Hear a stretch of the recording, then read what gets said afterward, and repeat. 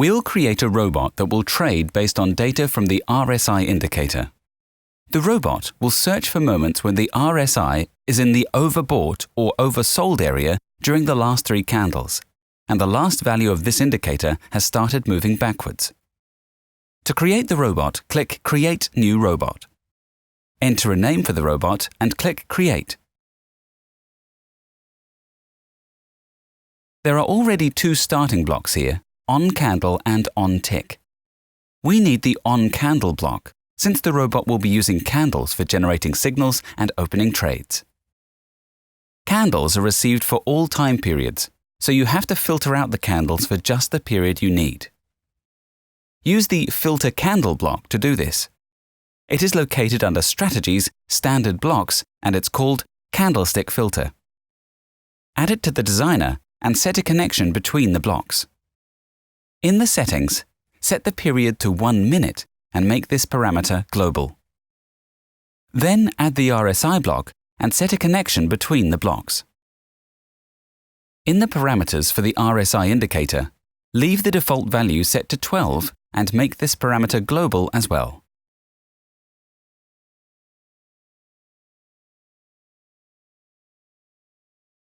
Next, use the Transform block to get the last 3 RSI values, which we need in order to set the conditions for generating signals for trading. Set a connection between the blocks. In the parameters, specify which indicator values you need and separate them with commas, first, second, and third. Then, add 2 const blocks that you will use for setting the overbought and oversold levels for the RSI indicator. The data type for these parameters will be real number, and the values will be 70 and 30, respectively.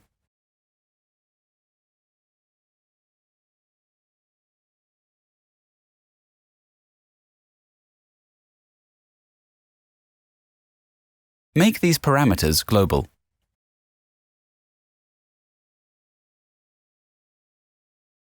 Now, in order to check the conditions for generating signals, you need to add 3 if blocks for each signal. You will use them to check where the indicator line was during the last 3 candles, above or below the overbought or oversold levels.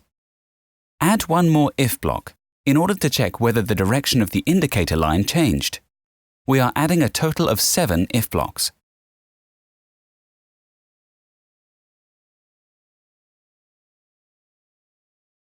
In order to check 2 input values in an if block, you need to add a second entry connector. Now we can check whether the indicator line was above the overbought level. We'll check the last, next to last, and the third value of the indicator.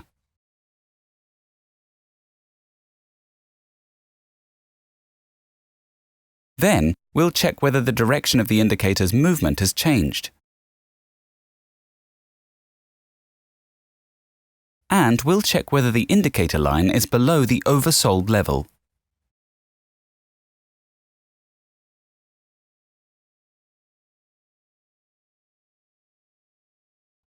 Now, we need to make sure that all the conditions were met. Use the data validation block for this. In the block parameters, enter the value 4. This means that we will check 4 conditions and set the corresponding connections from if blocks.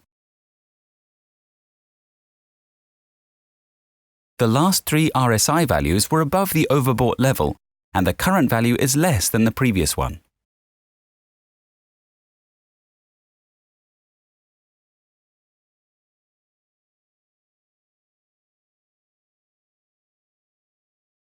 The same applies to the second signal. The current value must become greater than the previous one, and the 3 last ones must be less than the oversold level.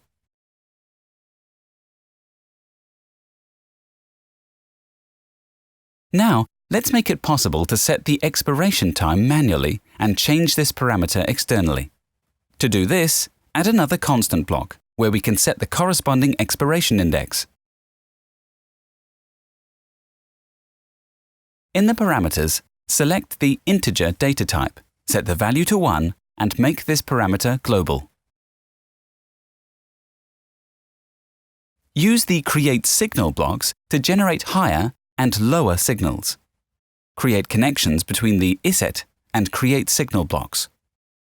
For the first block, the signal is put. For the second one, the signal is call. In the expiration time parameter, make the Add Input Connector button active.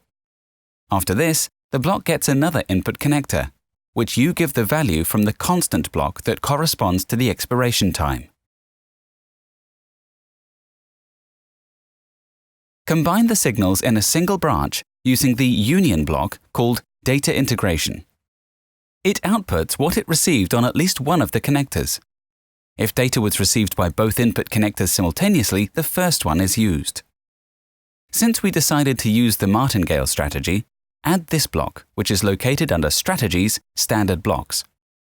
Establish the connection and set the value to 10 in the block parameters.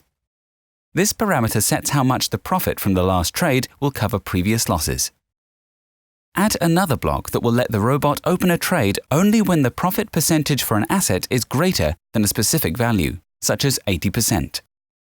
This block is located under Strategies, Filters, and is called Minimum Profit Percentage. And the last step for creating the robot is adding a block that will open a trade. It is located under Tools, Trading, and is called Open a Position. Now, save the robot by clicking Save in the upper left corner. The next step is to test the robot on different currency pairs with different parameters. Choose the most optimal and profitable variation and launch it.